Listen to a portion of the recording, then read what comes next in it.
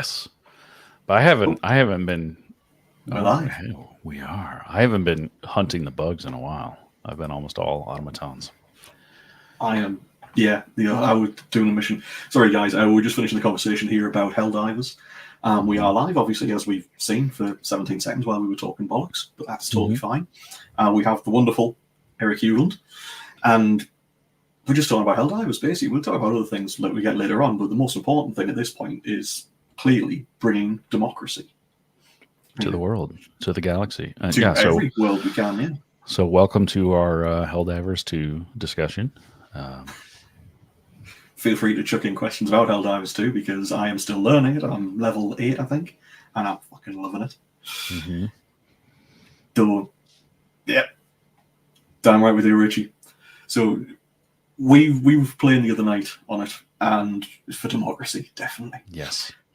And it's literally a case of Morning, you're Jay. running through, and you've got that fucker head, just or Paul. Paul Hasseltine was with us the other day as well. Hmm. I can't tell if I'm frozen or Jez is frozen. Ah, Oh, what? No, he's. Oh, there he is. Hmm. Quality UK internet right there. yeah, it probably is. We've got Starlink now, so it's probably changing satellites, or it was just bullshitting for Ooh, shits and giggles. look at you. Oh Well, yeah, I would. had, You know, they need to partner with like Liquid Death and make cans of Liberty. that would be awesome and fucking horrific. I still think you need to talk to Arrowhead. I'm gonna have a chat with Arrowhead, Yeah, see if we can get a conversation going. Definitely, because that'd just be magnificent. yeah. Facebook user, if you allow StreamYard to see who you are, then we'll be able to see who you are. But unfortunately, we don't know who you are at the moment. So Unless you please just give it want to be permission. anonymous, which as long as you're spreading democracy, I think that's okay. It It's going to be is. It is. really confusing for people who haven't played Helldivers or who don't know to realize that we are being ridiculous and not actually having a conversation about wishing we could spread democracy. Yeah. YouTubers lying says you guys go for spending. Cheers, Rob. YouTube, you lying bastards. Filthy But animals, maybe, whatever I you are. mean, they are technically correct because, I mean, is this really a conversation or just pointless banter? Yeah, that was me. My phone wasn't logged into the thing. Hmm. It's Okay. like Starship Troopers on track. You are not wrong, Blue. It's Hmm. literally it's magnificent because they're just so fucking over the top with everything is liberty, manage Uh, democracy. Richie, I would say that is possible. I am not as big a RPG fan as I used to be because most of the time I don't want a ton of story. Sometimes I just literally want to zone out, and the best way to do that is emergent gameplay. And running aimlessly in lots of different directions, just screaming "fuck." Well, I mean So that's we're what playing. Jazz does. I try to actually do things. See, I'm getting into the sniper role now, but it's like we're doing fairly good, like level 3 or something difficulties, and it Hmm. was literally a case of we're going, all right, guys, let's all stay together. We're on an important mission here. We're fighting the bots, and we're all off, and it's let's all stick together. Where's Head? Michael Head is that direction, Yeah, running like fuck because he's just walked around the corner into a massive hulks. it And we're like, does.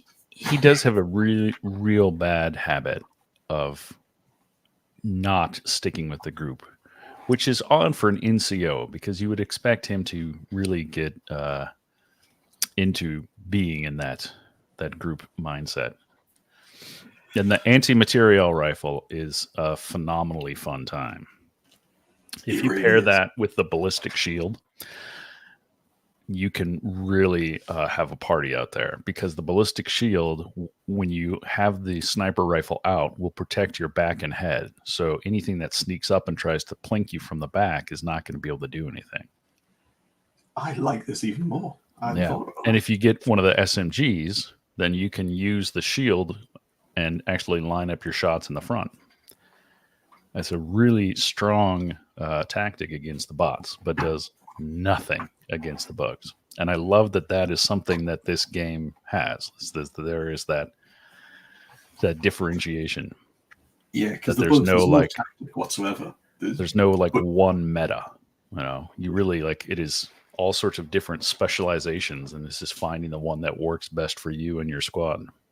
yeah, it's we've been talking for weeks about playing this, and it was always a case of like, no, we'll do it once we finish the current books. We'll do it once we finish the current books. We wouldn't do it, and then we've just started, and it's like fucking magnificent. We've wasted all this time. Hey, Could have been playing it. I finished my book. Yeah. He's trying to say that I've finished 2 books while he's working on 1. Right? That's what that means too. Yeah, see, 2. I'm still working, right? It's nearly finished. It's almost there. I just keep having to do other things. Richie, you're welcome, mate. You're welcome to join us at some point. We will definitely bring some democracy. We enjoy it. That game was for all my free time. Damn right, John. It fucking deserves it as well. Yeah. It is a compelling way to use up time. And yes, Neil, we do need to do that. People will feel a lack of kobold shenanigans due to that game. There's never a lack of kobold shenanigans. They're always doing it. Kobolds are always causing trouble. Now all I want to do is just actually fucking play Helldivers. Just be like, fuck you all. I mean, just really what we should be doing is just play Helldivers while people ask us questions about Lit RPG and or Helldivers or whatever else. Like, what are the best fruit stands in Vermont? There's like 3 people that will get that joke. He's almost as sexy at that as our Brian is as well. Jay, I'm on PC, cross-platform with PS5 as well for Helldivers 2, so you can play both. Until the trees start speaking binary.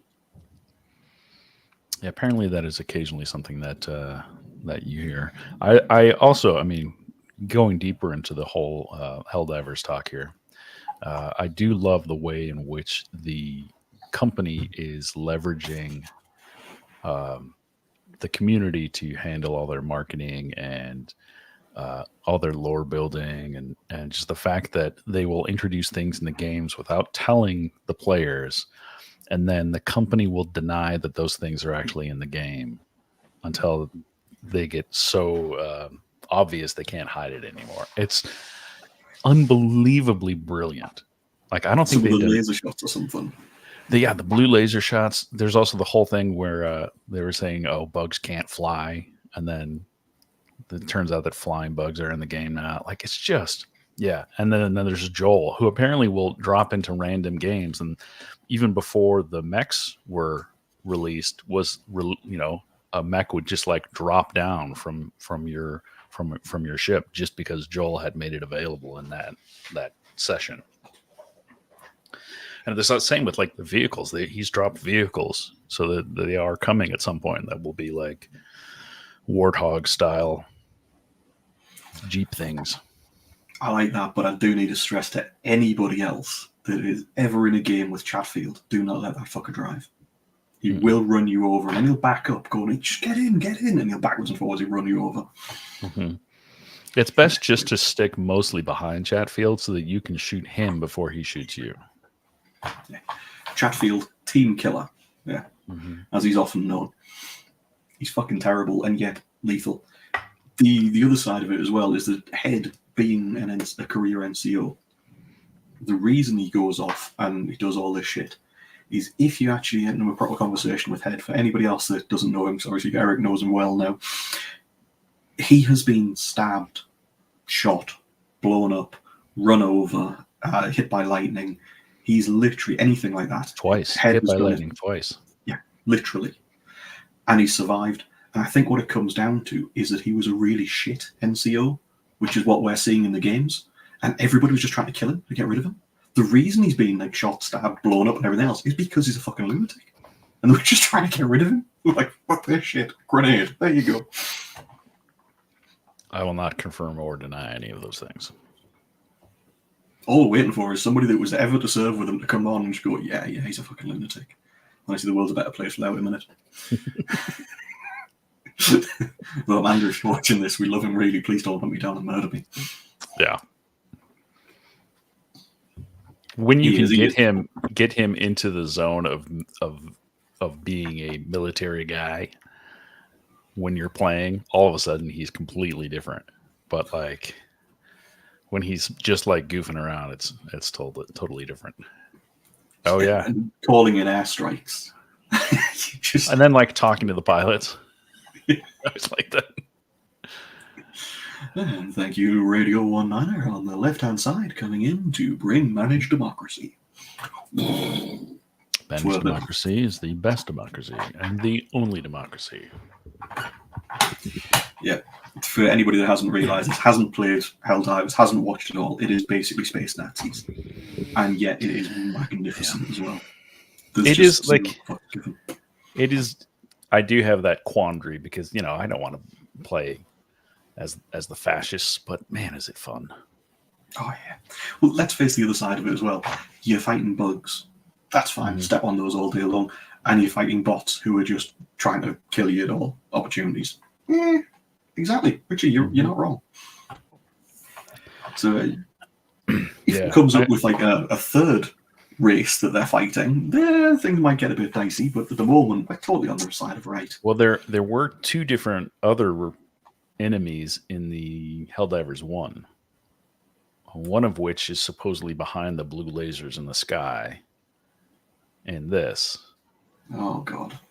And then there were, instead of bots, it was cyborgs in the first one who were driven out all the way and destroyed to, I forget what planet they're from. Anyways, whatever happens, I'm excited. Spaceballs, but it's always plaid.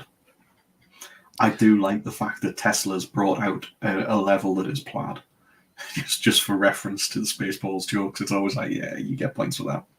The squids are coming, apparently. Dun, dun, dun. I never played the first one. It's worth it. It's fun.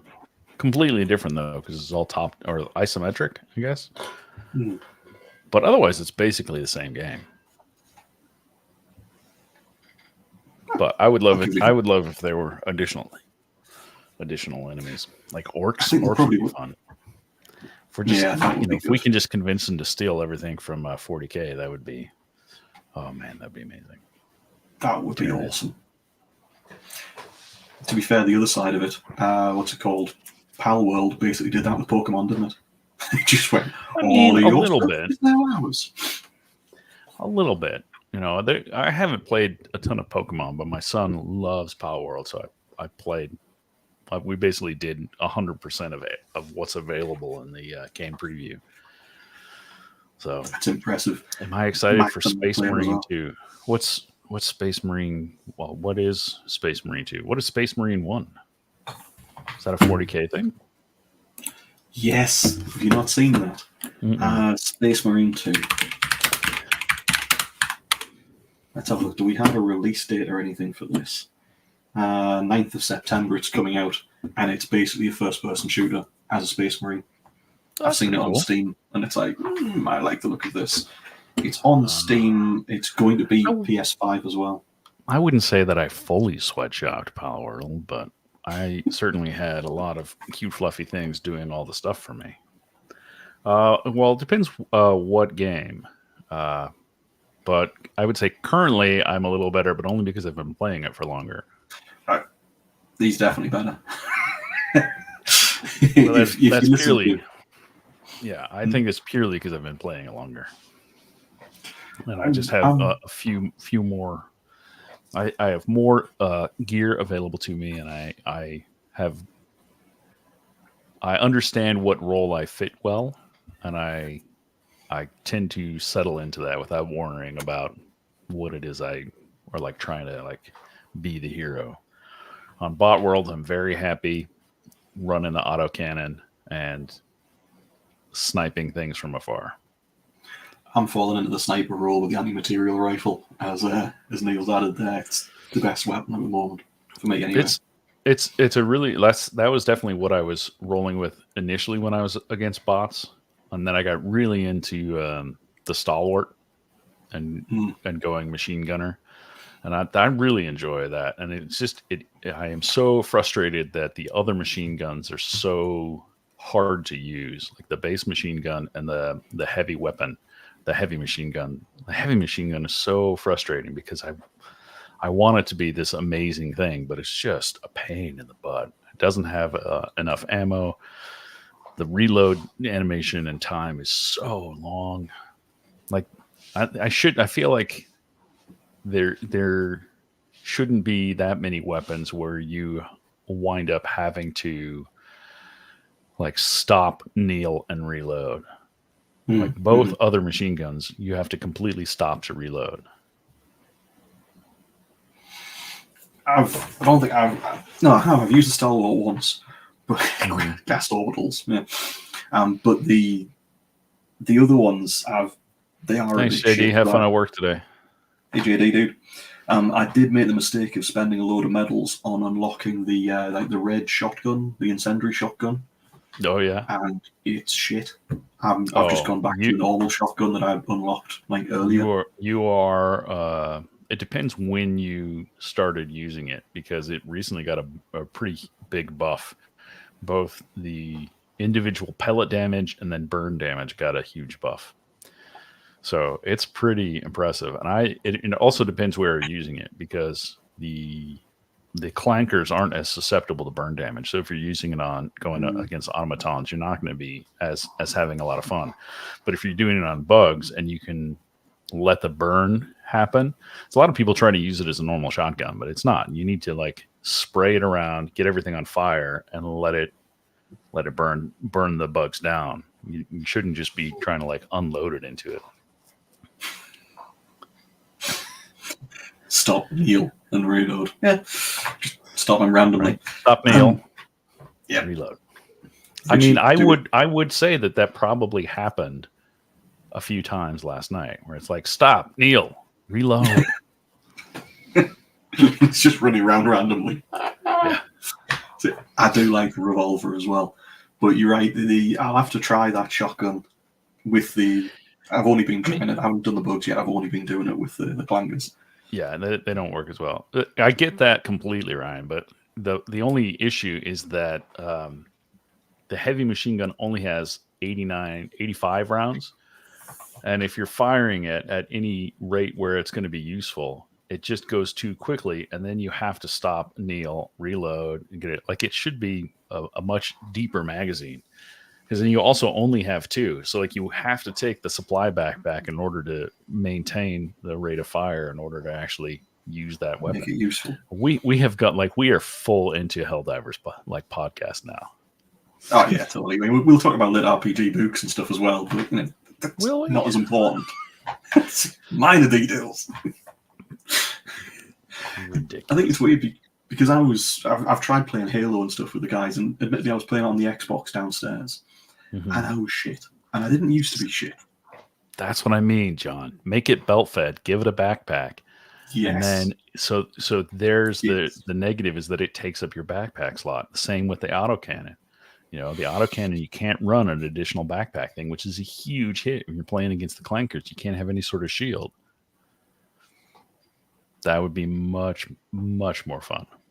They also took it down from it was 1,200 rounds per minute, and they dropped it to where it's like max is like 950 now. I mean, granted, at 1,200 rounds a minute, you're just like it's a buzzsaw, and you're out of ammo in a second. But you can actually like lay down fire. Yeah, I don't use the rover or the shield. I mostly run the autocannon, and when I'm not running the autocannon, I will do a machine gun with supply backpack, so I can just lay out bullets everywhere all the time, and I never run out of ammo. The rover's that little flying thing with the laser, isn't it? Yeah. I fucking hate that thing. The amount of times that's killed me when somebody else has jumped in and joined the game, and then the next thing I know, this fucking rover's just got me. You know what's really annoying is you can't shoot those down. I've tried. No. Like after the third time, the same one has killed you. It's like try And to you just like, no. I tried to shoot a rocket into it. Went right through it. It's just fucking annoying. Mm-hmm. What was it? There was a... Christ, I'm trying to remember what it was. The Peter Dinklage, for the little guy from Game of Thrones, did the voiceover for a game a while back. Yeah, Destiny. Destiny, that was it. I loved Destiny until they changed the maps. And you couldn't be a sniper anymore in them, and it was all like, oh, now it's shotgun, basically. Just run a shotgun and you win. I played it when it first came out, but I know that they changed his voice out, didn't they? Yeah, they took him out of it. Yeah. Which is not a good sign. I mean, he was doing really well at the time, and he was popular. I think he did fine. They changed the whole concept of what they wanted. I have not tried Warframe. I don't play that many games, mainly because I get a little too addicted to them, so I try to limit. So yeah, I have mainly only been playing Helldivers. I've been still working my way through Ghosts of Tsushima, Minecraft. I started playing Conan Exiles. I play a lot of games with my son, and obviously, like he's only 7, so we mostly stick to like Minecraft and Slime Rancher. Although there's no multiplayer for that, and Power Washing Simulator. That's a fun time with a 7-year-old. Max at the moment is just addicted to Power World, so yeah. I started Baldur's Gate, and then I got pissed off when a god killed me, and I was like, and I haven't gone back. A god? I would like to, but yeah, I got to like Act 2, and then I said the wrong thing in conversation, and the god was just like dead, and there's like no save or anything for it. You just die. I didn't even know about that. I like it because all the weird and wonderful stuff you can find every so often, like going in and finding an ogre, two ogres, or an ogre and a troll or something in one of the buildings, and you're just like, hey, excuse me, we'll walk away right now. It was a bugbear. A bugbear and an ogre or something. Yeah. The Gith God. See, I didn't get to that point. So I'm going to have to go back to it soon just to fuck with that, probably. Just to deliberately choose the wrong things, because that's what I do. Though I have gotten to the point where whenever I've done areas of Baldur's Gate, everything is dead when I move on. Have you done the whole Barrelmancer thing? Can't remember, to be honest. I did that once, and that was my favorite thing. Just lay out barrels all through the goblin area. The goblin and castle. Then you shoot one barrel, and it's just bum bum bum bum bum bum bum bum bum, and then they're all died. Yeah, I thought you meant barrel, like as in like barrows, old barrel. Yeah, that's why I was so confused. But yeah, that. Yeah, I started doing a throw barbarian one where also like there's almost nothing better than picking up a goblin, throwing it at another goblin, and killing 2. This is where you get ideas. Of course. Same reason I play. I play. That's why I love playing games that don't necessarily have story, because the crazier things can happen in them. Although Baldur's Gate has a huge story, but it's also a lot of the stuff that you can do in there is emergent. Like nothing is really railroading you in one way or another. That's why I love Conan Exiles, because there's all sorts of random stuff that happens in there. And I also it's been a long time since I looked at the monsters and weirdness that were in. What's the author's name? Howard. Who wrote Conan? It's Robert Howard, isn't it? I think so. Yeah, Robert E. Howard.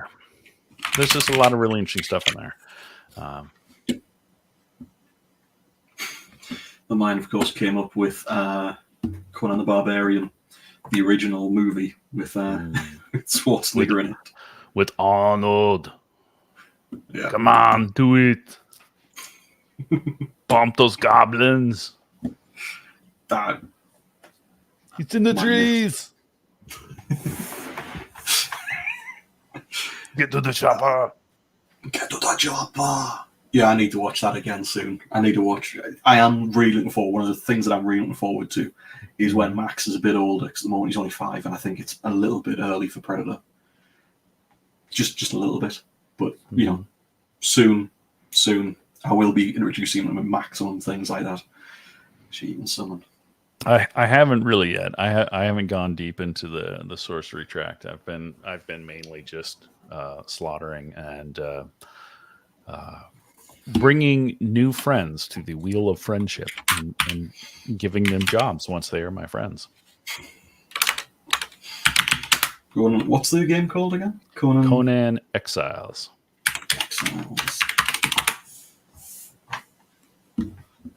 All right. Dwarf Chair. Goblin Club. All the way. Yep, I'm going to have to get that now. So I have it on Xbox, and I will say I do not want to deal with the grind, and so I turn all the settings up on the single player game because I don't want to like sit there and like spend hours harvesting stuff. So I like make it so that I get a ton of resources from everything, just because I don't want to deal with like, let me go out and mine all day so that I can make the 300 iron I need to upgrade my sword once. See, I like Civilization 6. I love the Civilization games, but 6 is the one that I'm playing at the moment because it's got the better graphics than the earlier ones.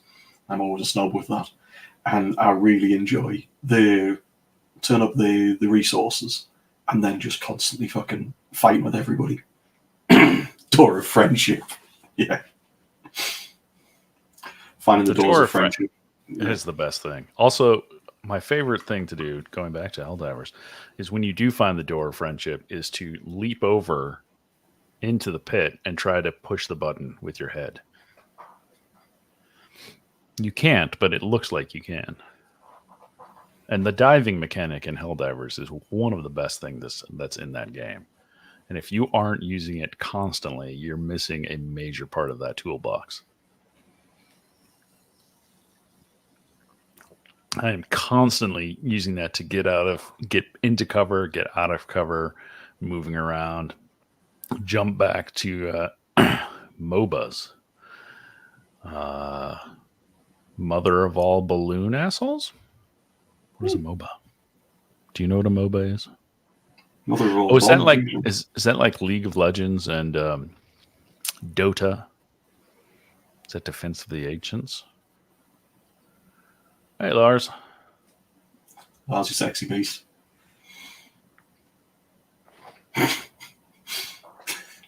Love you too, Lars. Mm-hmm. Actually, Eric, I've been trying to talk Lars into this for a while, which he is totally on board with, but we need his wife to sign off on it, and mine, obviously. I don't know if I like Lit RPG gathering. Yeah. On the Sabaton cruise ship. Oh my god. I mean, you had me up until the word cruise. But all we're thinking is this way, it's like 4 or 5 days of solid drinking, insane music, and work. I mean, look, I do like Sabaton and Lit RPG, but I don't drink anymore, so that holds almost no appeal to me. Yeah, don't you remember I was the weirdo getting coffee at like 11 at night? Yeah, I do remember that. We were all like, more cocktails over here. I'd be like, I will have a coffee, please. And they're like, with what? I'm like, well, it's just black. Okay, but also what? Yeah, and they were like, and what do you want in the coffee? Yeah. The nice Irish waitress. Just was like. Yeah, they were all a bit freaked out by you. They were just like, no, this isn't right. This is not right. Mm-hmm. See, Lars remembers. Definitely the weirdo part. You know, for those that don't know, we were all at a conference recently, or a bunch of us were at a conference recently, and we were just literally, it was a work conference which was all about the author sustainability. So it's all about making sure that, you know, we don't burn ourselves out, talking about ways to deal with things, talking about the business of being an author. Right. And most of the time, we did not go to any of the conference or the speeches or the recommendations. We were in the bar. Well, we were in the pub because Yes. there was a lot of food there, and the fish and chips were really good there. Pizza, not good. Fish and chips, very good. Fish and chips was good. Mm-hmm. Well, I don't know what we are, but we were just all basically. I remember you ordering a pizza and being very disappointed. Yeah, I think I vaguely remember that I was like, "What the fuck is this?" Oh Christ, yes. So it was literally what they'd done with it. It was like bread, but poorly done, and then tomato ketchup. Instead of the ball, instead of the actual tomato base. It was like they'd gone, they won't notice. We'll just use ketchup. And even no matter how drunk you are, you taste that and you're like, yeah. So I was hearing you say tomato made me realize of Neil managed to get a joke completely wrong in one of the more recent books. Because the whole joke is that he says potato the same way. It's potato, potato. Mm-hmm. But Neil, because he's a phenomenal artist, actually manages to say potato and then says it in a different way. But it's not potato. It's some like vegetable that I purposely chose to not be potato, potato. Mm-hmm. Neil. I know. You're ashamed of you? Get him to say book. Say book, Jez. Novel. Say book. Book. Book. Book. Book. Book. All right. The dino head on the wall. Yeah. I went out hunting one day and I saw that guy in the backyard and I took him down and now I use it as a trophy. No, I mean it was in my son's room and he knocked it off the wall and I decided that I needed a little bit more visual depth because this is a very depressing office of mine. There, that way you don't have to look at the power panel. Whoa! Oh, whoa! It's an earthquake! Oh! You can imagine how strange the conversations get at times with us when we're sprinting or when we're hell diving. What are you talking about? We don't have conversations when we're hell diving. All we talk about is democracy. It's probably, run away! Bravely run away! Well, it's not. We don't run away. We tactically retreat. No, we advance in a backwards direction. Or an alternative direction. Yeah. For anybody that didn't get the bravely run away, I highly recommend you watch Monty Python. Is there anybody that doesn't get that? Like, if they didn't, then they need to go away and just watch Monty Python. The Search of the Holy Grail, obviously. Democracy is always waiting. Democracy needs us. It's true. Very true. So we've talked a little bit, and we probably talk a lot more about Helldivers because it is fucking magnificent. Mm-hmm. But what other games or what movies have you been watching lately? Have you watched anything lately? Wait, I'm sorry. What was the last thing you said? Movies. Shogun. I've been watching the new Shogun.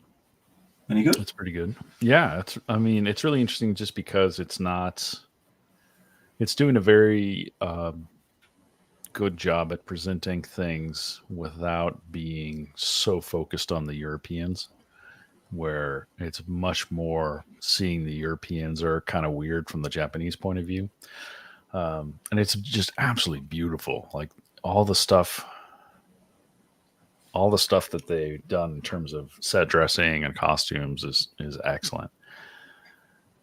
Yes, exactly. When danger reared its ugly head, he quickly turned his tail and fled. Brave, very brave. Brave. Sir Robin. Yeah. Other movies.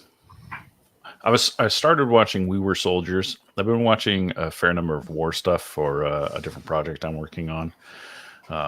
Definitely not like learning stuff for Helldivers.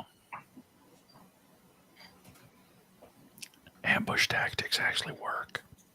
I learned about the thing called enfilade, which is where you want to line up so that you're going to do the ambush straight on to the patrol line so that you're shooting into their line as opposed to trying to hit them from the side. You want to hit them straight on because then after you finish mowing down the first one, you're automatically going into the next one and the next one and the next one. And they have to shoot at each other to hit you.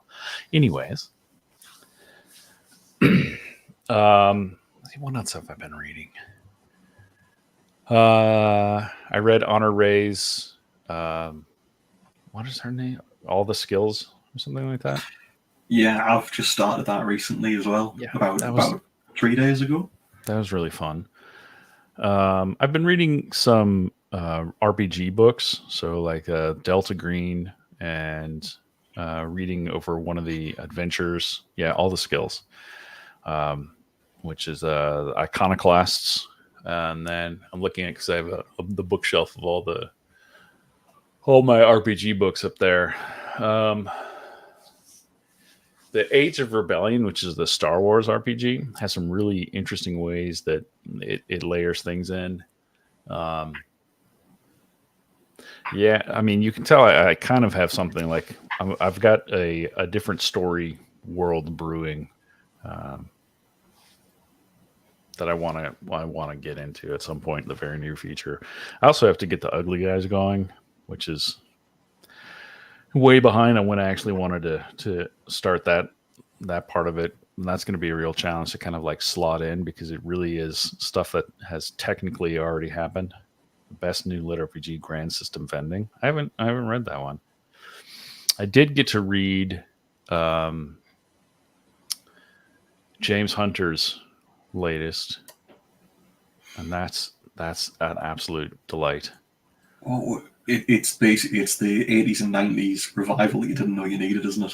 Yeah, but it's like, and then it's all takes place in the back rooms. I just like It's an absolutely lovely setting, and it's like one of those where it's like, motherfucker, how did I not think of that before you did? And now how can I do it without saying that I copied you? It's just like this perfect thing. Like obviously a lit RPG set in the back rooms would be fun. And it makes sense that there would be a system that would be controlling something like that. And it would make sense that there's a dungeon or a tower, It'll be out soon for everybody if you're interested in that one. I think it's on Royal Road, isn't it? Is it? I think he said he was going to put it on Royal Road. I've also, while you're looking that up, I'll continue. I've been listening to, there's this audiobook of like all the Conan stories that Robert Howard wrote. Yeah. I've been listening to that. I listened to Neil Hugger's Dulcet Tones read my book to me. Ooh, Scamps and Scoundrels. That's a daringly delightful book. What else I feel like I've been watching things but maybe I haven't. I've been like watching a lot of like YouTube gaming. Yeah. Yeah. It is a rather loud keyboard over there. You can compare it to my own. I usually have headphones on and it all blocks all the noise out as well, so yeah. Yeah. I've been watching Neebs Gaming because I like their banter is really good, and if you like, sometimes if you want to work on dialogue, you just need to listen to people talking, and they are excellent at this sort of banter that would take place in a video game between people, and they talk about the sort of stuff. Yeah.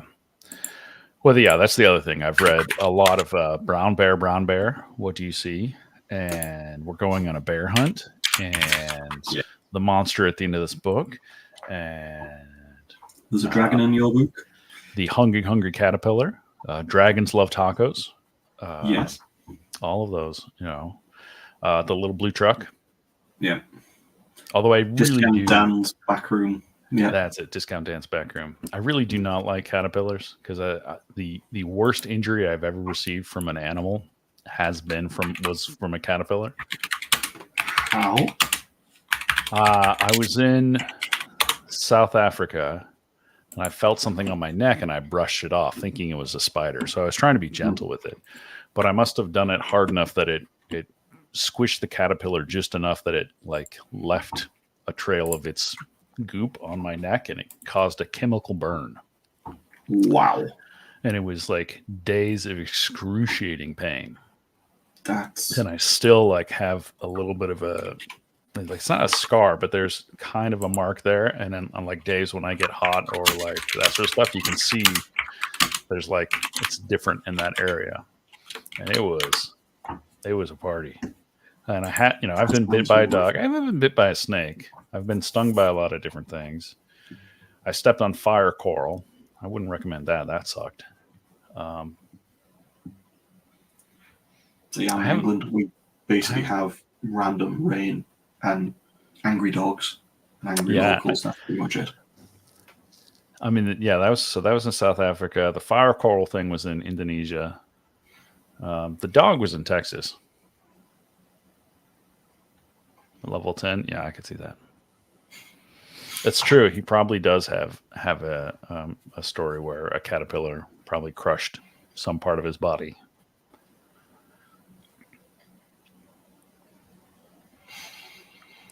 Good thing I'm not competing with him. Yeah, nobody can compete with that. You do have rain and more rain, but you also have excellent fish and chips, lion bars, and hula hoops. That is true. Those are all true. But what we don't have is we don't have walkers or lays, as you incorrectly call them, barbecue crisps. They're available in America. They used to be really big in the UK, and they changed it to barbecue rib flavour, which nobody liked. And then they went, oh, right, well, we're not selling them in the UK anymore, so we'll just stop selling them in this market.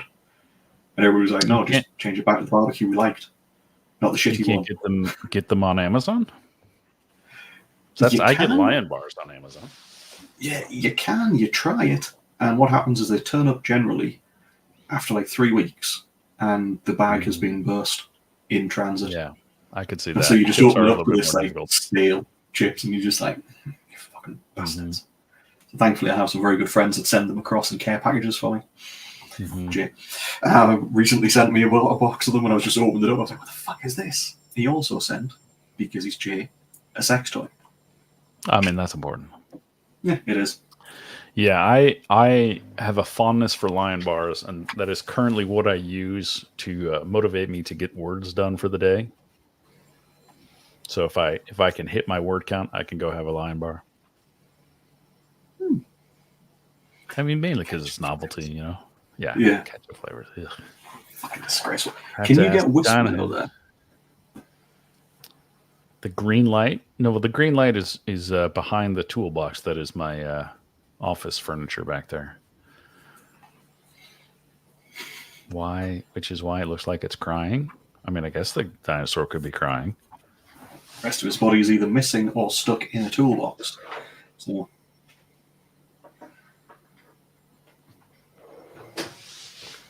We'll just hang out with him here. No, this doesn't look weird. The lion bar speaks to you like the Goblin Mask from Spider-Man. No, clearly the dinosaur speaks to him like the Goblin Mask from Spider-Man. Use a word for about that. Oh my god! It's not a mistake. It is a different artistic choice, Neil. No.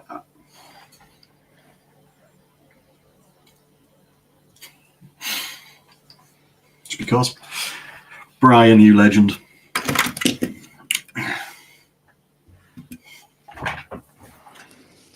Brian, if you've just joined, you have missed that up to this point, up until about 5 minutes ago, this was all just about Helldivers. It is. It's mainly. It's no Voldrani. It is, yeah. It is no Voldrani. No, it actually comes like this from Target. It is Although I have thought about doing that of mounting heads of stuffed animals to go on the wall. So Brian, that guy wrote another song about Malevelon Creek. Not as good.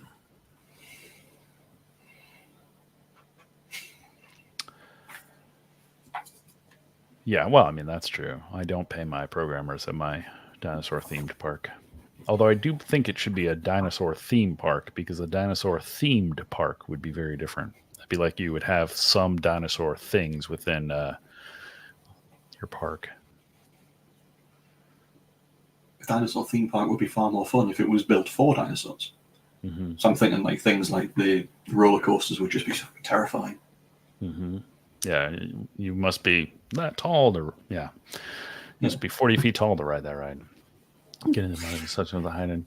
I have not, but I was for a while getting larger and larger teddy bears for my wife for Mother's Day, and then I got a 7 or 8 foot one last year, and she was like, absolutely no more whatsoever. And so I probably will not order the 20-foot one I found. I like the fact that it's probably. We all know that you're going to. I mean, I might. Or you're going to take like 12 in between. Well, I was thinking about it because I did find a 12, a 15, and 18, and I was like, at a certain point, you just run out of space. You just would have to have a whole room just for bears, and then that really just sounds like you're running a gay brothel. Yeah, I was just about to go there with it. I just wrote, that's a different kind of providing service. And if you had a 20-foot one of those, terrifying in all the wrong ways. Go look up the Enumclaw horse incident.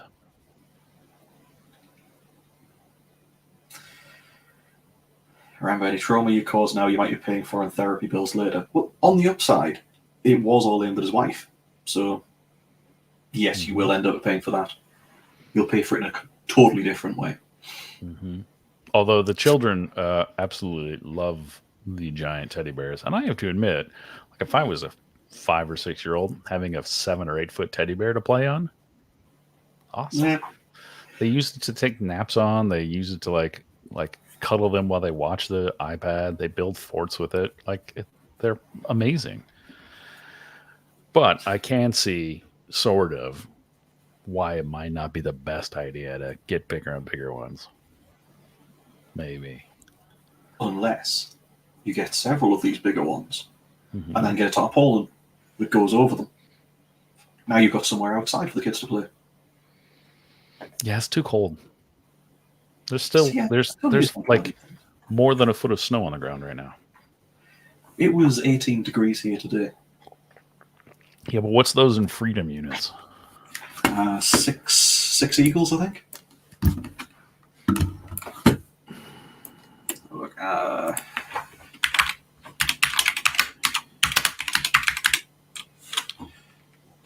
holding out for thunder from down under still. 18 degrees Fahrenheit is -7. Oh, that can't be right. Wrong way around. Yeah. It's just like, this is not right. 64.4. Yeah. Democracy units versus monarchy points.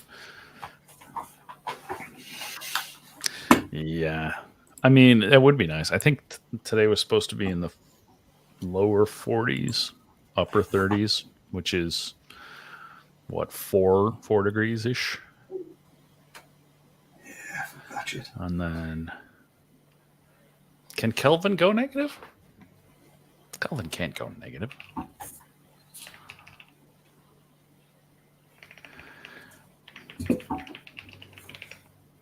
It's 281 Kelvin. Kelvin starts at 0 and goes up. There's no negative, which makes a whole lot of sense because why would you have a negative? Just start. This is the coldest, and we only go up from there. The coldest it could possibly be. Mm-hmm. It's right around the temperature of solid hydrogen, I believe.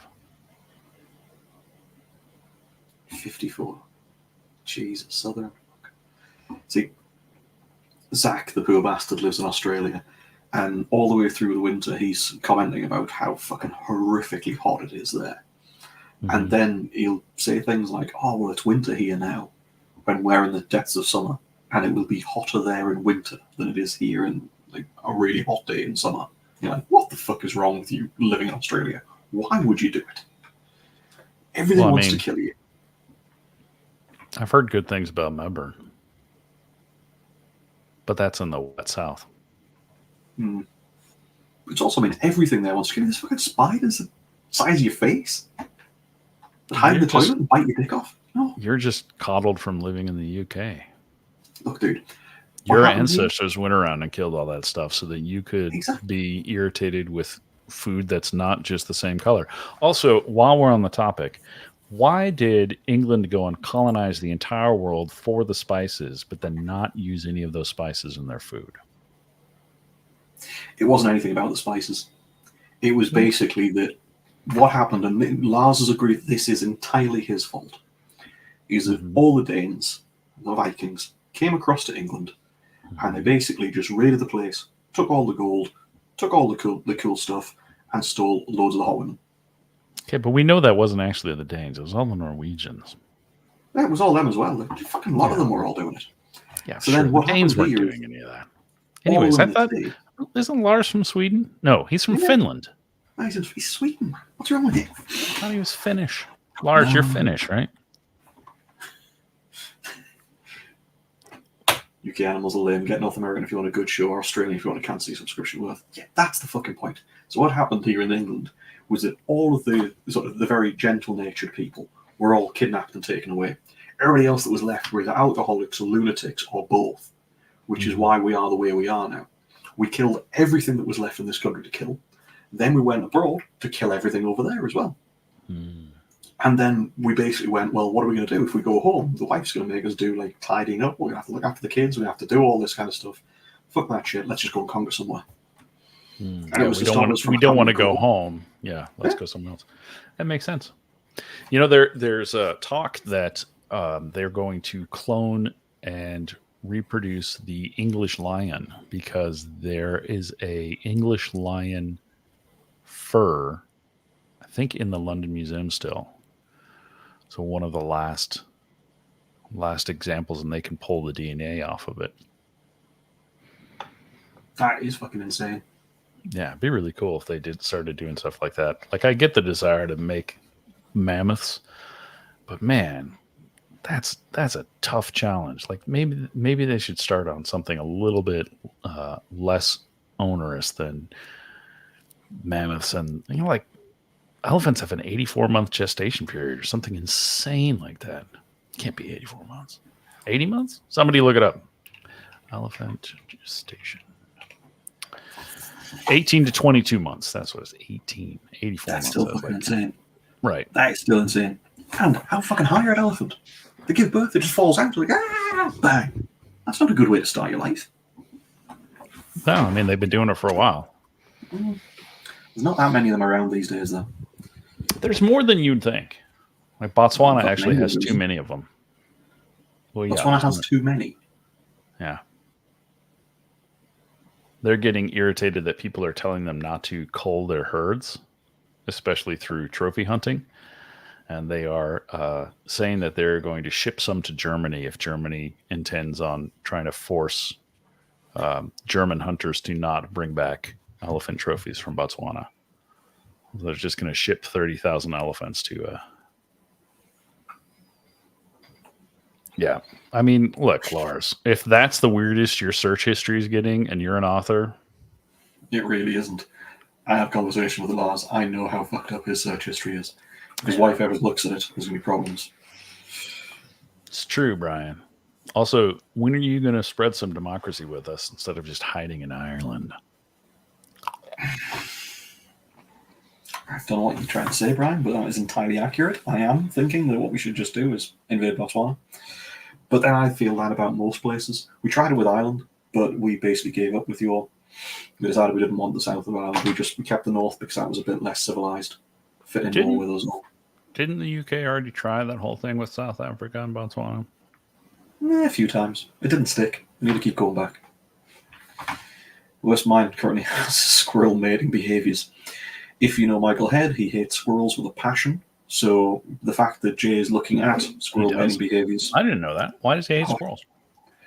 They basically, where he lives now, the trees were too close to his house, I think, and they were getting in and eating part of his loft and his roof. So they've cost him like tens of thousands of pounds, dollars rather. So he now hates them with a passion. Can't conquer gingers. I love squirrels. Soulless. I mean, that is true. Also, chipmunks. Big fan of chipmunks.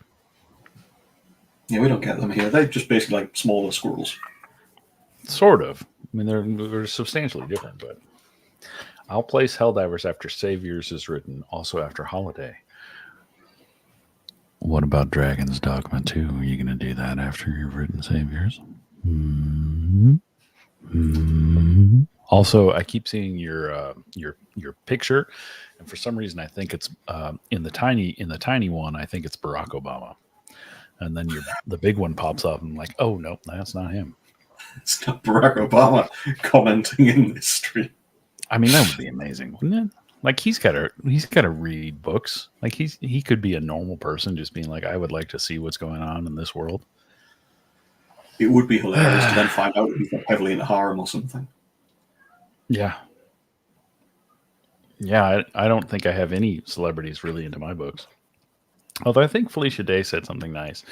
And there have been some e-girls who have said good things about my books, including some who have had hundreds of thousands of followers, which is always kind of awkward because I want to interact and say, hey, thanks for liking the books and all that sort of stuff. But then it's also like, yeah.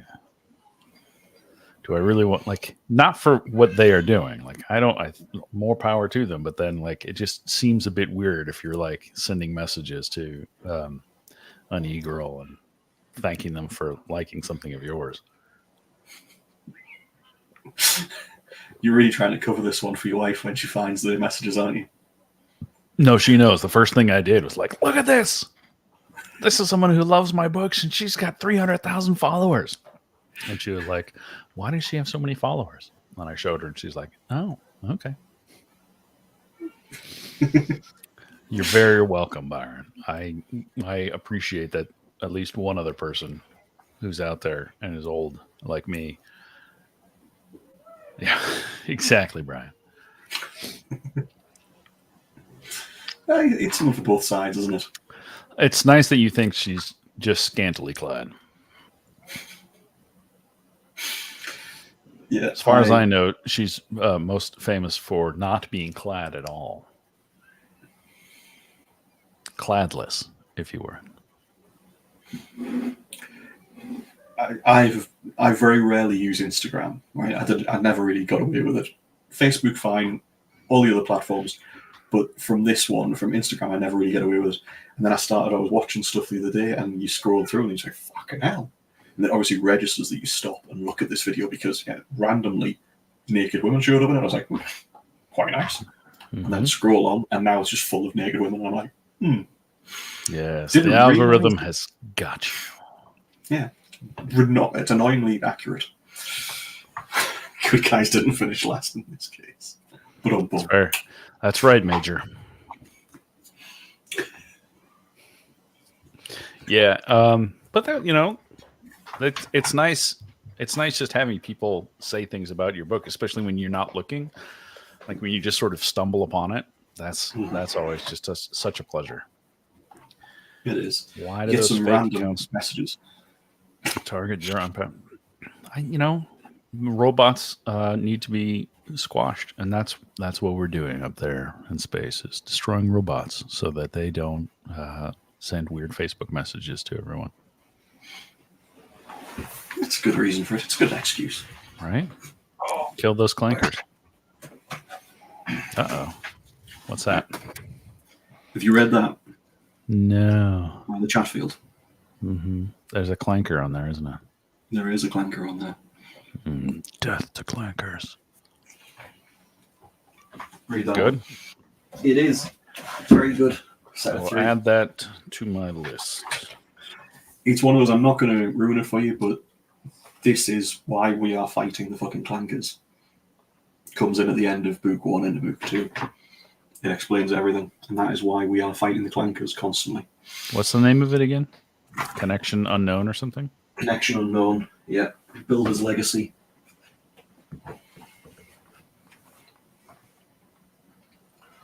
So I have really wanted to have some brand deals. I was very tempted to try to get a deal with Under Armour to be an Under Armour sponsored author. It's like they sponsor ballet dancers.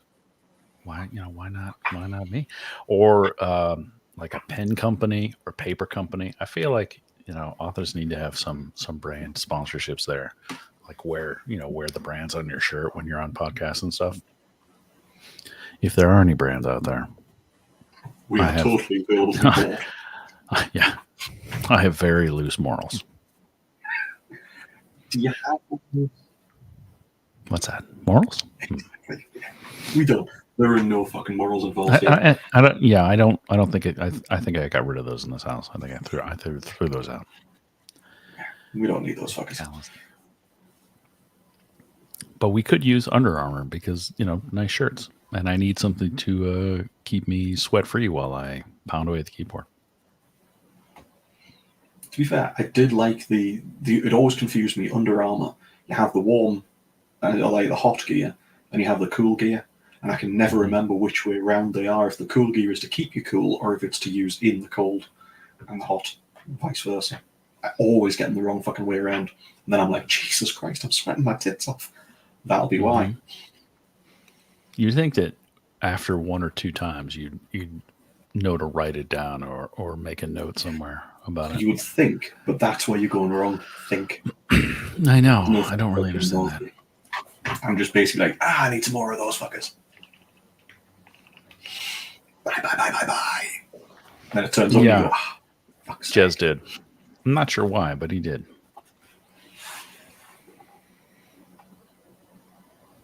Also, nice dog.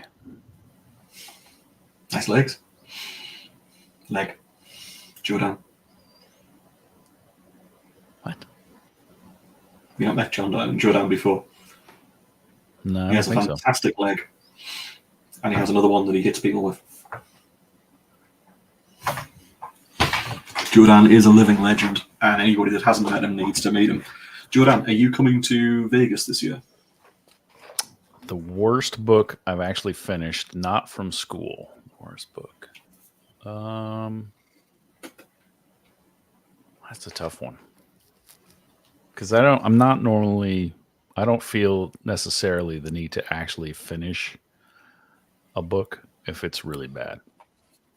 And even in some places, I didn't even bother finishing the books that I was supposed to read for school. Like Bleak House, I didn't finish all of Bleak House. In Vegas, there's a writers' conference. Theoretically, a writers' conference. Author Nation, I think it is. In November, is it? It's around then. I think you should come. I'm going to be going there for the first time this year. I'm only going to go for 1 year, I think, for Vegas. It's one of those places in the world that I'm not going to go. But we'll see. Like if it's amazing, then I'll probably change my mind. But most likely, a steampunk Frankenstein with the guy who's named Byron, so I read it. Steampunk Frankenstein is pretty interesting. Although Frankenstein by itself is reasonably steampunkish. Yeah, you do need tickets for it. I think are they $3.99? I forget what it is. I think I keep seeing, early access pricing ends soon, and it's like 8 days left.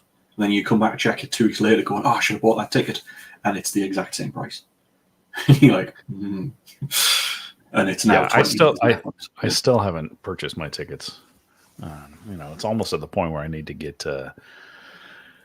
I need to get plane tickets as well. Yeah, I need to get that sorted as well. Aren't you going? You're going to JordanCon like in a week and a half, isn't it? Yeah, it's 12 days. Yeah, a week on Wednesday, I think. No, a week on Thursday. Then, are you doing DragonCon as well this year? I'm not going to bother with DragonCon this year. If I'm doing trips to America, I'm not doing 3 this year. So it's 1 to JordanCon, and then I'll do another one to Vegas, and that'll be enough for this year for me. Are you going to do ACS again next year, Probably not. I or liked it, and I ASC, would author do it. sustainability? Yeah. But the only problem with it is it's going to be in April next year, and we're Mm-hmm. going to be doing JordanCon again, most likely. So it's like, well, if I'm going Just to do go to one, back to back, baby. are you kidding? Married with 2 kids, man? She'll kill me if I try to do that. You just got to take her to the Ireland one or I mean, I don't Atlanta. disagree. There's a phenomenal aquarium down there. There's stuff to do in Atlanta. There is. We went to the aquarium this last Mm-hmm. year, but that would mean I have to take the kids as well. And I'm thinking a 9-hour flight with my kids. I Yeah. love them. I genuinely love them. I like them. But 9 hours in a tin can with them, no. Come to Vegas. Come to Vegas, dude. Yeah. So Brian, I get what you're saying. I just the ROI on Dragon Con is much harder for me to justify, and I don't know if the ROI on Author Nation is going to be there because I just don't know anything about the conference. But it has been. But I'm not at the point where I'm looking for a conference that is focused on connecting me to readers because I have way too much social anxiety to deal with that. But I am looking for something that helps me work better. And that is in theory what 20 books used to be. And I'm hoping that's still what Author Nation will be in Vegas. It's called Author Nation. It's the first year of it this year with a Yeah, it's a new new plan. management, and they are in theory supposed to be continuing what 20 books to 50K was doing, and we'll see. And that's why I'm willing to give it a chance this year. And also, like, I mean, in the same vein, like Dragon Con is just at an awkward time for me because that's the weekend that school starts here. So it would just mean leaving my wife with a whole lot of nonsense trying to get kids ready to go to school. So also it's like it's so many people, and every single person I know gets so sick after Dragon Con. And I just don't have that time. I have spent so much time this last year sick that anything that is going to add sick time is I don't know that I could do it. Don't blame me. Don't blame me at all. Yeah. For me, I've really enjoyed the last couple of years when I've been at Dragon Con. Really enjoyed it. It was great seeing everybody. But when we started looking at it and we're trying to plan things out, it's a case of Dragon Con is primarily cosplay, comics, that kind of background. So there aren't that many readers there to make it worth. Because obviously a trip from the UK is a hell of a lot more expensive and a lot longer to get across. So for us to come all the way over there, we want to see everybody. We want to see all of our people, all the authors, and we want to see a load of the readers as well, and that's great. But if we go and we know that there's going to be, say, like 100,000 people, and there's going to be 1,000 readers there, that's brilliant. But if there's 1,000 readers in 100,000, the chances of us seeing more than like 2 or 3% of that, it's really low. So you start looking around, and the reason we pick JordanCon is because it's only going to be like 2,000 people, thereabouts, from what I know from the last couple of years. But it's a case of it's 2,000 readers. Right, yeah. So we literally get to see 2,000 readers. So we, they might not be our genre at all, the vast majority, I'm sure. But we get to talk to them. We get to meet these people. So from a business point of view, we get the opportunity to sell books to them and interact a little bit and hopefully get new fans. But from the other side of it, all of us as authors that are going, there's going to be something like 40 odd authors, I think, at the moment, 40 or 50 authors. And it's going to be pretty much all of us with maybe about the same amount of fans all sitting in the bar just talking for 3 days. It's going to be great. Yeah, and I totally get what you're saying, Brian, and I think if that's what does it for you, I feel those things very much about Vegas. Like it is a real challenge, and I'm being selfish here when I just want to be able to hang out with you in person, so that's why I want you to go to Vegas. Joseph, we should definitely play some Helldivers together. I don't know where you play or when you play. But if you know Michael Head or Michael Chatfield or some of the other people, I am in a group that plays with those type of people. Byron Books. That's right. Or you can do boots and pants and boots and pants and boots and pants. Mm-hmm. Joe Dan's in Legion as well, in our Legion Discord, so he's always about. Is that Joe Dan? Joseph Worley? Yeah, that's War Joe Dan.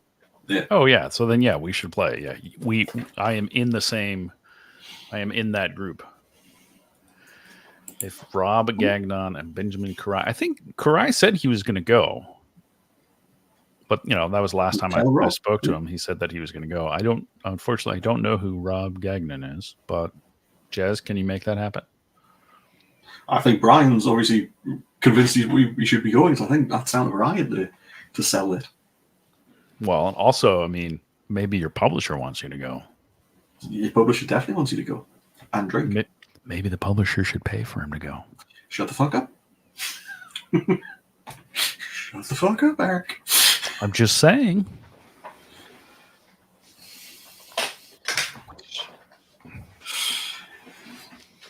That's who you are.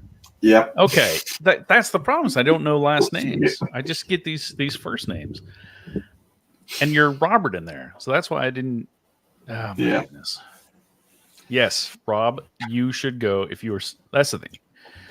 It's hard for me to say. He was, but I wasn't sure if it was or not. I was like, "Is it Robert? Is it?" It's hard for me to say for sure what the Vegas conference is going to be. However, if it is at all like what it used to be, and you are serious about being a professional self-published author, it is one of the best ways that you can make that happen. Just the information that's there, especially in your first year, especially as you're getting started, is phenomenal. And then the connections that you make are like it is a career changing sort of a thing with the connections that you can make there. There are people that I have met there that I still work with, that I have made gobs of money from. So, and the opportunities you get, I met Brian at 20 Books in Madrid. Didn't know him before that. And we knew by the end of that, we were obviously going to be friends. And then from then, that's when we ended up working together. Brian, and that's 20 Books Madrid at that point, because Vegas was 20 Books, the 20 Books 50K group. So that's how you meet people. You meet a lot of these people for the first time in these places, and it's really good. Yeah, and that's where I met Matt Denham the first time, before even he had started working on Dungeon Crawler Carl.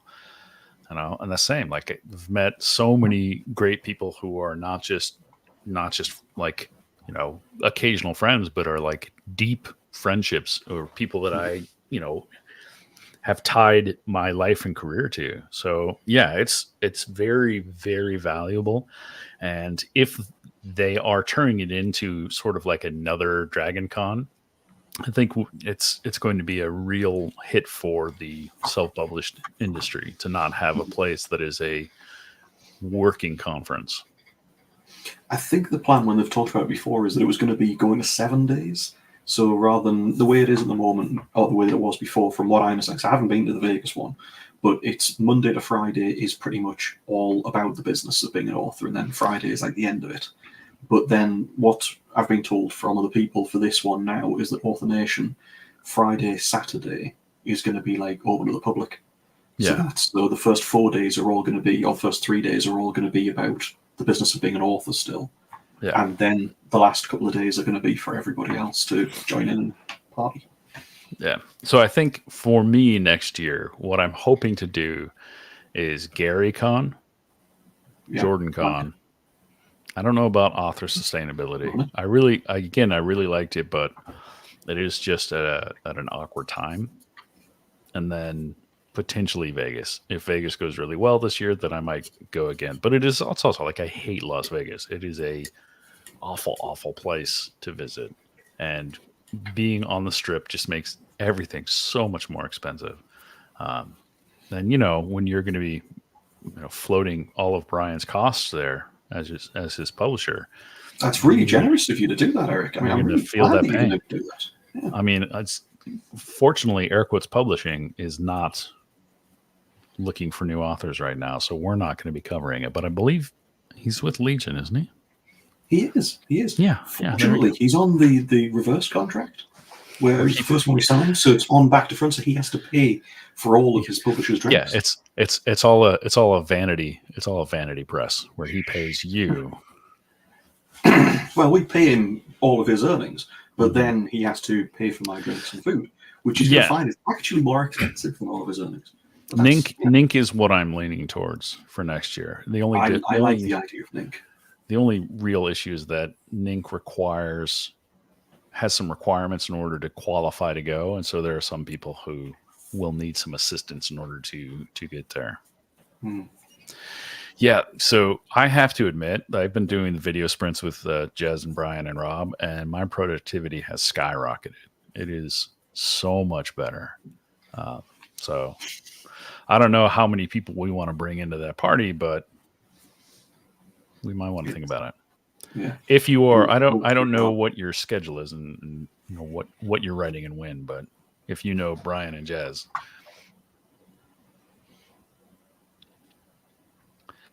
Brian, I'm telling you, just got to work that publisher angle. Talk to Jez's wife and point out that you can help him not drink as much because all the money's going to be going to your glass instead of his. The 10K is just going to be what it covers to cover my drinks, is what he's saying. The real issue is going to be the first class airfare. That can go fuck itself. There's not a cat in hell's chance I'm paying for first class. I will hold my hand up and go, I will pay for it. Is that the requirement for Nick? 10 grand? Yeah. Fuck that shit. No, sorry, wait a minute. 10 grand to buy in, you have to pay 10 grand No. or is it 10? No. You have to have published 2 books that have earned you at least $10,000 in revenue. Oh, right. So, no, I think the conference itself is relatively inexpensive. It's like $200 or $300. But you just have to show, I mean, it's like you have to prove that you're a professional author. It's not like, oh, I'd like to be a writer.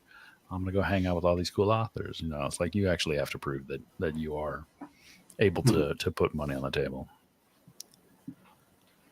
Fair enough. Well, next time we're rolling in it, we will send you a note and see if you are available and you can run at the same time, dude. It just depends on timings, I think, for most of us. Yeah. Do not as much as we should, and complain about all the things. Oh, for me, that's a beautiful frozen there. You were frozen for a second like this. Is it normal then? Mm-hmm. What are all the action figures you have behind you? Are those all characters from your books? Yes. Those are the 3D printed guys. Yeah. Yep. Dave and the Naginata, right? Yep. Steve and John and Bob and Frank. Mm-hmm. Frank and his bonus arms. Though his head does look a lot like a bell end, which is slightly disturbing. A little bit. Yeah, you know how it is. One of the ones that I do like a lot that we've had done recently. It looks like. Are you familiar with Kingdom Death? Kingdom Death No. Monster. It's like a. I hesitate to call it either a RPG or a board game, but it's somewhere in between those. But phenomenal monster design and really interesting miniatures. But yeah, I don't have anything. I have nothing cool in here. I do have a unicorn tape dispenser, so I got that going for me.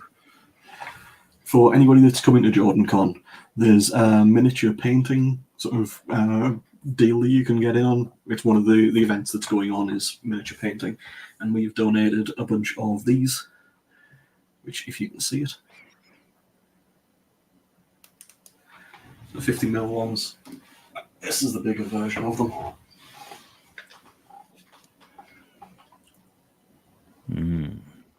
The Ghast from Rise of Mankind. He doesn't have any pants on. Damn right he doesn't have any pants on. Nakedness is good for you. So there's going to be 50 of those miniatures available to be painting if anybody's going to be going along to that at JordanCon. Just saying it. And I will theoretically have new trading cards at Vegas this year. I need some more of those trading cards. I'll bring them. I was looking to see if I have any here. I can hold them up. Oh, I do. There. See, so these I have. These are. I have trading cards for creatures in my books, and if you ever are around me, those are my business cards as well. So I will usually have them on me if I'm out, and I'm trying to. Dude, this is Harry Potter wouldn't even live here. You know why? Because Harry Potter, his shitty little room was on the first floor that was heated. This is in the basement with a concrete floor that is 50 degrees year round, which is fine and dandy when it's the summer and it's, warm out, but it's not so great when it's 30 degrees out and there's no power in the house. That's what my cards are like. I didn't have any for you in ASC. You look so different with your hair grown there. I know. Nowadays, you've got to keep the tentacles just polished up nicely. Hello, Facebook user. What's up, my dude? Whoever they be. Who wears pants on Saturday? I'm not even going to put a question mark on that because it's theoretical. I'm willing to put money on the fact that Jez has pants on right now. My power is back on. Because I just stood up. Yeah. Yeah, the power has gone off twice in 2 weeks and was off. I was actually wondering if we were going to have power tonight to do this. So, yeah, my nanny's power still off, and they were hanging out here today because they had no heat in their house. So, hey, Paul. What's up, dude? See, Paul also joined a nice dog. Yeah. How do you get a JordanCon can't purchase? No, it's just that JordanCon is now only 2 weeks away, so they closed the ticket sales recently. So if you haven't got one already for JordanCon, I don't think you can get one now, I'm afraid, mate. It's in Atlanta. Might be possible if you send them a message directly. They might be able to do it still, but I know they did say about 2 weeks ago they were closing the sales. What was I saying? I don't know what I was going to say. Fuck, it can't be involved. There's a Potter room literally under the stairs. I thought I just had to creep around under the stairs and hide. No, this Potter room is under the dishwasher. So it's also fun when the dishes are going, because then also the washing machine is right there. So if you get that combo going, it's fun is a word that I would not use to describe it. Because it's just constantly. I tried to dictate while that was happening once, and the computer got very confused. Sounds it. I don't know why my camera went off there for a second. Okay. It's like I can touch both walls. Wow. Well, this bump out is far enough, but you can see like right here, this stops and is right to there. If I could write one with a computer and never make money, what would it be? I have this long-term idea that I've had forever about like the last wizard in New York. And it's like a guy. So I don't know if anybody has like watched any documentaries on mole people or people who like live in the train yards of New York. And I was just watching this guy who built essentially his own tiny apartment that he got into through a like manhole cover in one of the like the train lines. So like you would walk along and there was this like spot that he found that he could open this cover, go down in there, and it's like this little warm spot. He tapped into power, he tapped into cable, he had like water running into it. And I was thinking, like, I built this whole world, this whole stuff where, Las Vegas has a lot of people who live underground too. And thinking, like based on a lot of the sort of stuff from Constantine the movie and Constantine the comic books are in a different name, Hell something, I forget what the name is. Pulling a lot of stuff like that. This guy who can do like actual magic, but is also like completely paranoid. And the book series would be him finally like training somebody new who is the daughter of like a new Fox News host who has just moved to the city and is like this, southern landed money gentry person. So yeah, that's what, if I could write anything, it would be that urban fantasy series. Do it. Yeah, I gotta earn the cash, man. Besides, I wrote urban fantasy and nobody read it, so okay, it's out there if anybody wants to read it. It's called Pretty Little Snacks. Pretty Little Snacks. Ready Player One. Yeah, Ready Player One would be phenomenal little RPG.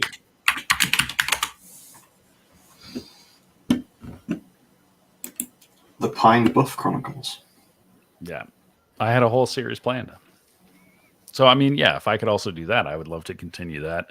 And the Dark Bureau is another like a series that I loved that series that I wanted to get into that one so bad, but again, like nobody read it. So, and that one is about the government agency that the Bureau of External Affairs, which is part of the Department of the Interior, and it is a group that keeps Eldritch and other things that are outside onto the outside. And I had a lot of fun with that one. That one's out there too, called Tuesday's Apocalypse. The Dark Bureau casebook. Uh-huh. Yeah. Jez's keyboard is louder than his voice. It's impressive. Damn straight. Well, it's not on Audible because nobody read it. Some people read it. And the people who did actually read it really liked it, but nowhere near enough to justify an audiobook. And maybe if I get bored someday, I'll just read it onto YouTube and see if I can get some money that way. But the Hobomancer's Apprentice, that's a pretty good title. But I had this whole like way that magic worked, and like humans were essentially like the only were like magical batteries. And were like or magical transformers. So the only thing that could store just sort of generalized magic power were humans. And so if a human could steal fairy magic, it wouldn't remain as fairy magic. It would just become magic. And then a demon could kill a human and therefore take that magic power from them that the human had taken from a fairy. But a demon couldn't kill a fairy to take fairy magic. So there's this whole like, all this, and there would be like other like random connections that could exist within that world. Like there would be vampires, and it was all it's sort of Jim Butcher-esque, playing with that sort of stuff. Post-apocalyptics, which one? Yeah, I mean it was kind of it was the don't use. Every single thing can tell when magic is being used. And so no one ever wants to use a lot of magic because something bigger is then going to come and try to take what you have. And so it's this whole, like, how little magic can you use to do the things that you need to do? Because the more power that you use, the more likely something is going to notice you and come hunting. That sounds fucking awesome, man. And yet also unhinged. So I definitely approve of this. Mm-hmm. Though obviously after our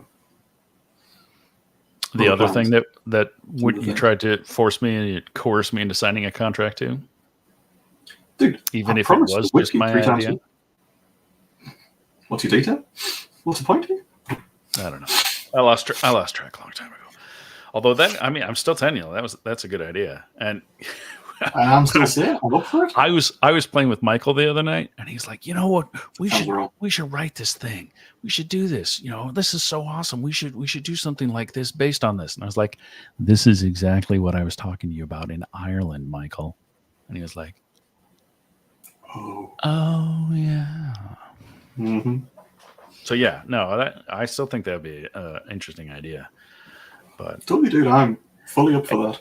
It's time, there's so many projects I would love to write, and I just don't have time. And so, yeah. So if going back to that question, the mid-epoch, I think part of what I liked about it was the sort of the hidden side of the world, So it is like, thanks, Brian. It's that it's all the stuff that is still going on, and one of the reasons I was doing that with the Dark Bureau is the idea that the apocalypse is always right around the corner, and it's just like it's a random Tuesday that there could be a complete apocalypse that is barely contained.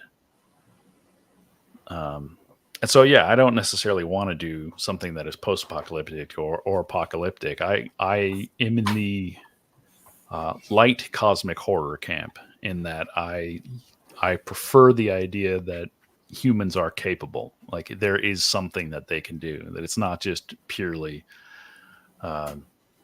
you will die to the eldritch horror. I would also love to write a book where, like, a kid stumbles on ants who have, like, spelled out his name and, like, are doing these rituals to summon this kid to bring them, like, potato chips and protect them from the other ant colonies. And I think that would be amazing. To be fair, we'd all read it as well. We would as well, especially after how well you've done with the good guys, the bad guys and stuff. You've got such a solid following. People would be like, yeah, fuck it, I'll give this a go. I'd never heard of Tuesday's Apocalypse.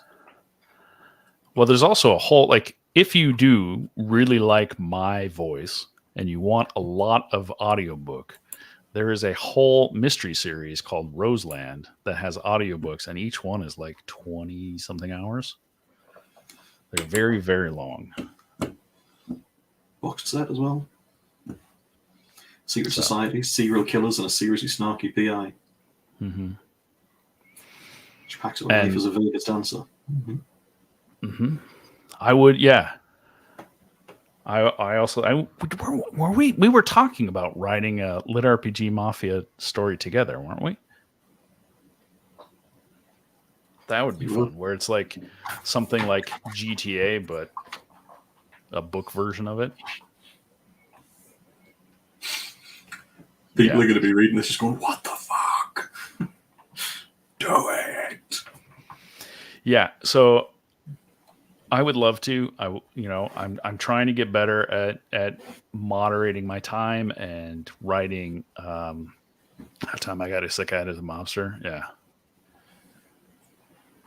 A bus hit me, and all I got was this stupid mafia head.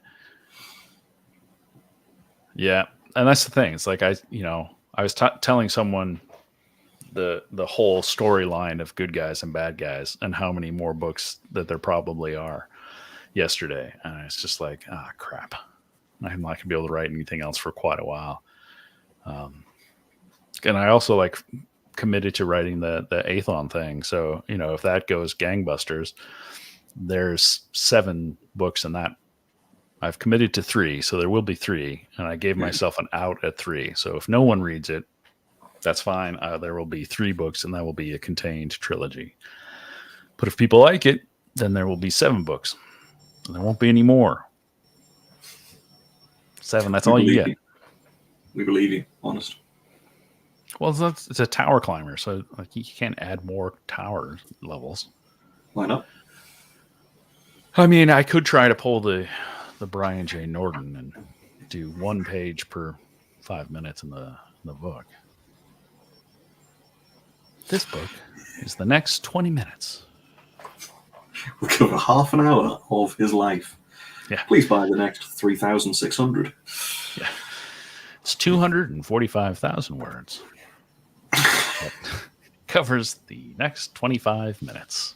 It was a low blow, Brian, but it was so fucking accurate. Semester 1, mate. Wasn't the first book was supposed to be the first semester or the first year? It was supposed to be the first year, and then we got to about 180,000. He was like, yeah, I've only written the first semester, nearly. Like, it's not going to be fucking 600,000 word book. Yeah, it's going to be 600,000 words for semester one. Yeah. But anyways, to be yeah. fair, it's So awesome. So, it is, yes, absolute delight. So for all the people that might be giving you crap for the amount of time that is being covered in the book, they're also reading the whole thing. yeah. So it is very fun. I do enjoy the fact that yes, Spring Break will be a phenomenal pentaveret. Yeah. But yeah, if this tower climber thing, if it goes all the way, will be 7 books and will be ridiculous. 12 books for a college. I mean, that's something. It's doable. I mean, I can't really say that much. I've written. I'm working on book 15 for the good guys, and I am on the cusp of book 12 for the bad guys. So that's what 27 books in one world and kind of one major storyline. It's a kind of ridiculous amount of words when you really think about it. If Brian spelled his name right, he'd be perfect. Hey, you take that back. Brain is perfect already. Cool. I think so. We've talked about obviously Helldivers because it's fucking magnificent. We've talked about other authors, about the books that we like at the moment. We've talked about some films and stuff we watched. Have you watched Three Body Problem yet? No, I have not. I'm kind of in a quandary about whether or not I want to watch that. I haven't read the book, and I kind of feel like I'd rather read the book first. But I also really am not a huge fan of Benioff and Weiss, so I don't know if I want to jump into all that. We started a couple of nights ago, Chrissy and I. Good. And we're about, I think we're on, we're up to episode 4 now. At first it was like, what the fuck's going on? But now we're quite enjoying it. So, yeah. I'm definitely excited for the next Stranger Things. I love that one. I also I've definitely talked with people going back to that other books you would write if you could. There's a book that I would write that is like a Stranger Things roguelite concept, where it's like a Groundhog Day meets Stranger Things meets, what was the other one that was there? Back to the Future, I think is what it was. Yeah, Dark is really, really good. I watched a lot of it and I kind of got burned out on it. And this is the same people that did the Ocean Crossing one, 1895, I think is what it was. And that one got unfortunately canceled after just one season, but that looked really lovely. I'd heard really good things about the 1895 one, and then, as you say, it got cancelled, and it was like, well, we're not going to get the rest of the story, so... Yeah. I've been listening to a lot of actual play podcasts, and those I find are also really good for just in terms of like promoting ideas and getting good dialogue. The Glass Cannon podcast is really, really fun, and they have a whole bunch of different games that they play. From Pathfinder, they're doing a Pathfinder 2 playthrough. They do Delta Green, Call of Cthulhu. And it's definitely like their game master is not like the Matt Mercer, we're all having a good time here together. He's definitely like, I'm hoping to kill one of you on this the session today. So I like that. I like the mix of it. Also, yeah, Dimension 20, phenomenal.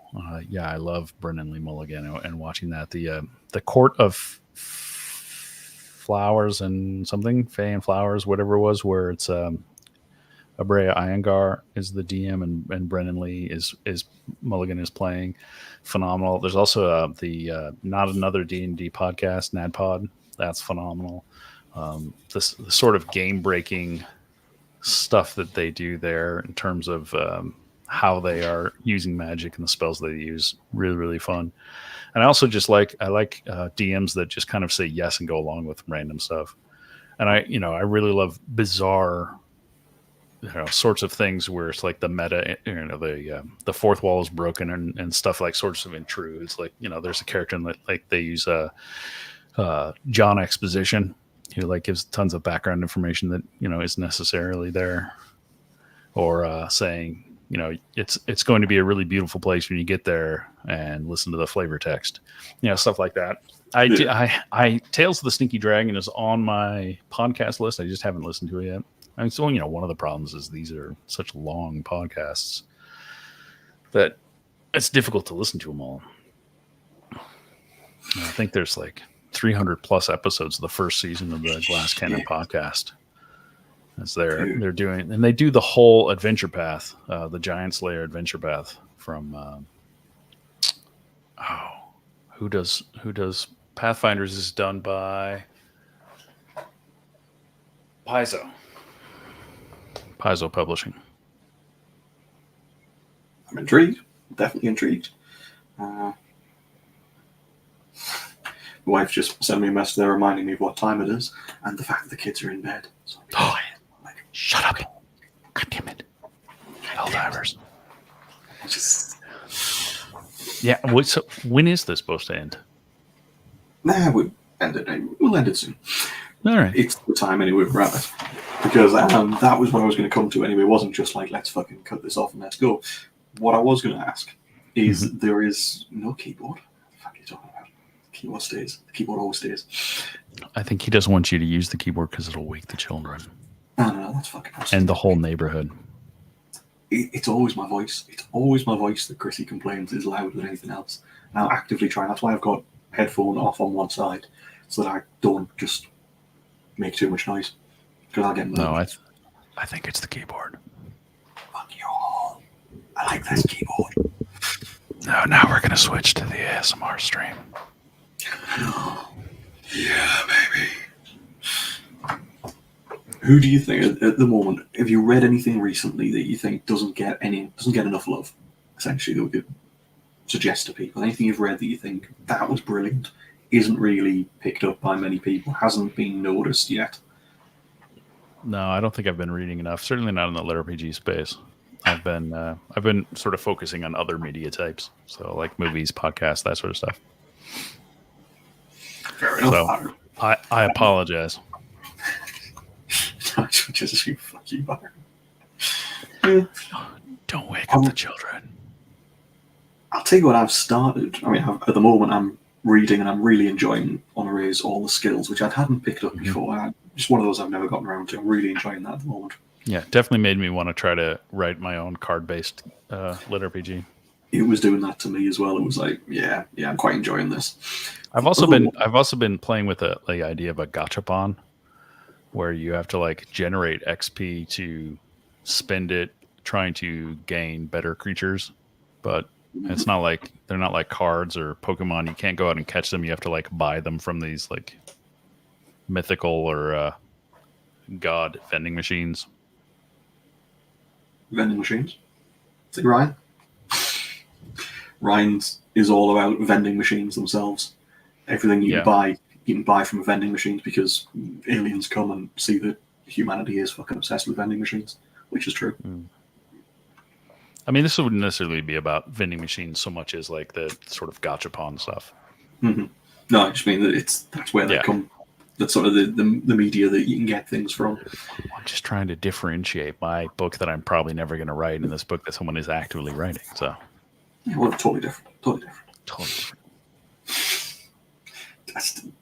This is the problem where I love reading your books, so I think you just need to pull your finger out and fucking write more. So when you talk about all these ideas, and I'm like, yes, write that fucker. I will read it.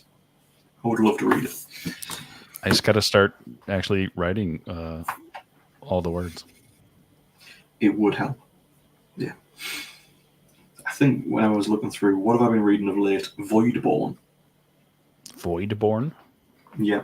Rise of the Devourer, Book 1 by Crazy Code. Yeah. Enjoying I'm writing all these down. I'm enjoying it. Mm-hmm.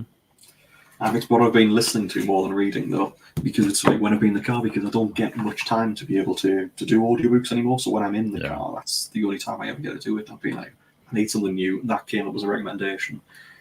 Doing very, very well for himself, so it's not like he needs a, oh, excuse me. If you want something old, there's Brilliant. an audio collection of all of Robert Howard's Conan short stories, and I'm having a lot of fun with that. I'll give it a go. Always worth getting something. Is there anything else that you want to talk about, dude? Is there anything else you want to tell the world about? I mean, tell our number 6 about? I mean, No, you called me here. I figured you had something you wanted to talk about. Yeah, Helldivers too. fucking Helldivers. Yeah. Yeah. Well, I'm gonna go eat some dinner and probably go diving. When you say eat some dinner, are you talking about going and eat some dinner right now, or are you talking about Helldive right now and then eat some dinner later? No, I'm gonna eat dinner now because it's 5:45 here. That's not the correct answer, because the correct answer is we finish Do this you now. think I have any control over that? That is a very good point.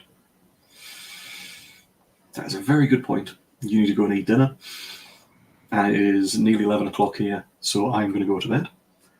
And tomorrow night we are going to Helldive. We will dive tomorrow. That sounds good. Thank you, everybody. Anybody that has been listening to this end point, thank you for staying with us this long. It's been great. I want to hear more about you guys took each other in the night and tell you all those stories. We're not going to talk about that, Paul. We'll talk about that tomorrow when we're Helldiving. That's when you have the room full of bears. And we know you love it. Well, thank you all, guys, and thank you, Eric, for coming on and just talking bollocks with us. Anytime. Just chilling out, basically. It's been really good fun. I met Eric for the first time when we were in AC. I've been a fan of his for fucking years, and instantly when I met him, it was just like, fucking like you, son. I still think you should be drinking. Brothers from then my life would be very short. Yeah, I mean, it'd be more amusing for me, but it messes with my brain drugs. Got to keep my brain on straight. Do you want more? Yeah, it's like, would you rather, drink with me occasionally or have me write books? Like, which one? Yeah, you let me know, all right? And you'll do.